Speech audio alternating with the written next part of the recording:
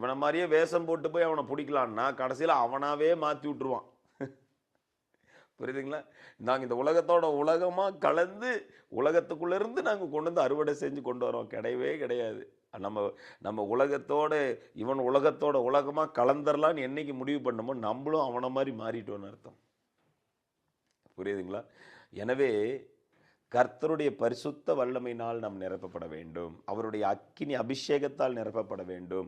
கர்த்தருடைய சத்தம் நமக்குள்ள தொனிக்கும் பொழுதுதான், ஆண்டவருடைய ஆவி நமக்குள்ள இருந்து பேசும் பொழுதுதான் காரியங்கள் மாறுமே தவிர நம்ம என்ன வேஷம் மாற்றி நோ ப்ராப்ளம் நோ இதுங்க சொல்லி பிரபஞ்சத்துக்கு ஒத்த வேஷம் தெரியாமல் பரிசுத்த ஆவியானவர் உங்களுக்குள்ள இருந்து பேச உங்கள் இடம் கொடுங்க.